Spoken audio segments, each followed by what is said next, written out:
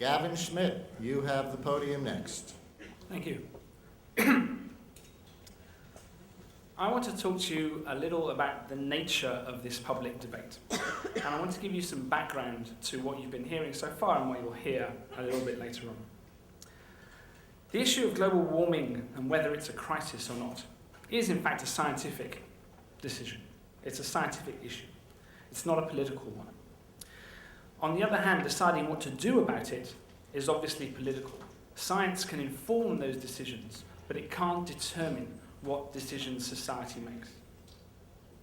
But we're here to debate the existence of the problem and whether it is a crisis. That's something that the scientists on this side are eminently suited to do. You've all seen or heard about the CSI police drama, where high-tech forensic scientists try and work out who done it when they come across the scene of a crime.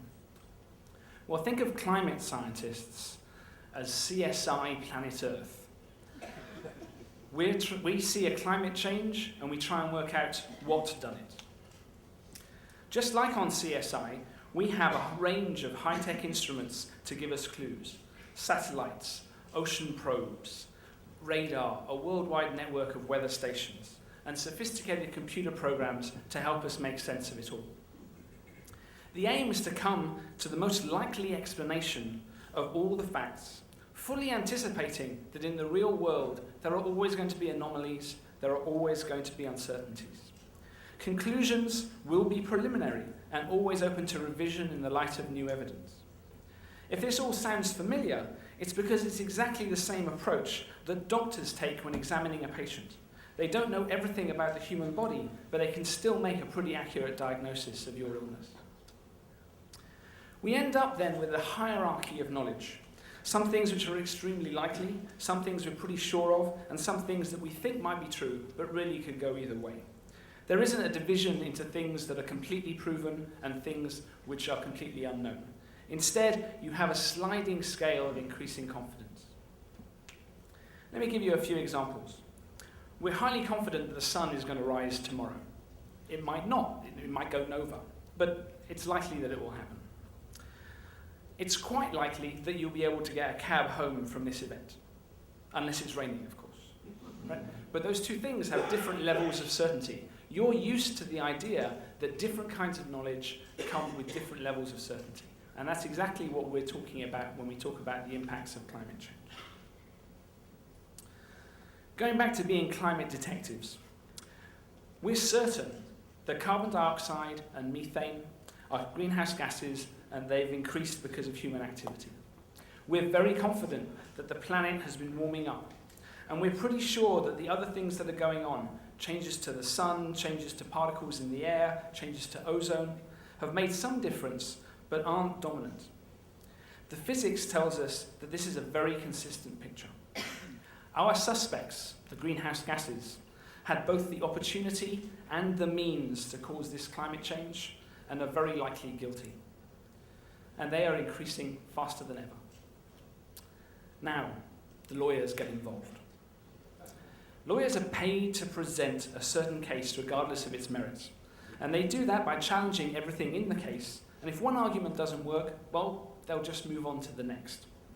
This procedure works very well when the proposition being debated is very binary, a yes, no. Is the suspect guilty? Should he go free? Should he go to jail? It is designed specifically to prevent significant action in the face of uncertainty. If there is still reasonable doubt, the suspect gets acquitted, even if you still think that they did it. But contrast that with the scientists. They want to know the most likely explanation. The lawyers, they want to win the case. In their own domains, both ways of finding out things are very useful. It's only when they come together in situations like this that things get tricky. Particularly when scientific results are perceived to have economic or moral implications, it's common for political debates to get shifted into the scientific arena. It makes the political argument seem much more scientific and therefore logical.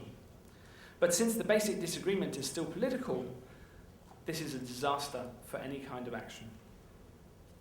So tonight, you're not going to hear us arguing about obscure details in climate science.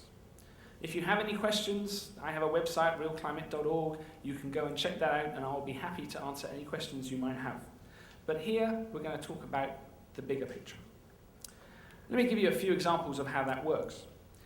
Creationists have argued that the eye is too complex to have evolved, not because they care about the evolution of eyes, but because they see the implications of evolution as somehow damaging to their worldview. If you demonstrate the evolution of eyes, their worldview won't change. They'll just move on to something else. Another example. When CFCs from aerosol cans and air conditioners were found to be depleting the ozone layer, the CEO of DuPont, the main manufacturer, argued that because CFCs were heavier than air, they couldn't possibly get up to the ozone layer, so there was no need to regulate them. That was pure fantasy, but it sounded scientific. Again, tobacco companies spent millions trying to show that nicotine delayed the onset of Alzheimer's, because that was a distraction from the far more solid case that linked tobacco to lung cancer. That was a distraction and a red herring. These arguments are examples of pseudo-debates, scientific sounding points that are designed not to fool the experts, but to sow confusion and doubt in the minds of the lay public. This is a deliberate strategy, and you're hearing it here tonight. So during this debate, let's play a little game. I'll call it Spot the Fallacy. Every time that you hear the other side claim that we are predicting an imminent catastrophe, give yourself 1 point. Every time you hear an anecdote used to refute a general trend, that's cherry picking, and we heard that already. Give yourself another.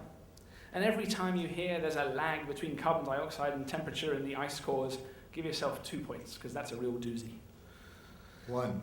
So far this evening, we're running at about 2 red herrings, 2 complete errors, 3 straw men, and 1 cherry pick. So see how you do, and we'll compare notes at the end.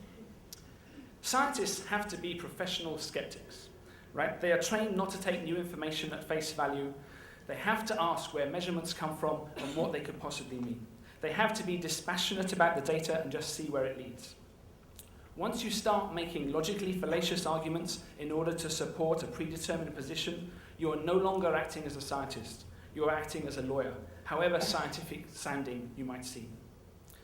Despite that natural skepticism, the national academies of all G8 countries, all the major scientific societies, even the White House have agreed with the scientific consensus on this matter, which pointedly did not happen in the 1970s, by the way.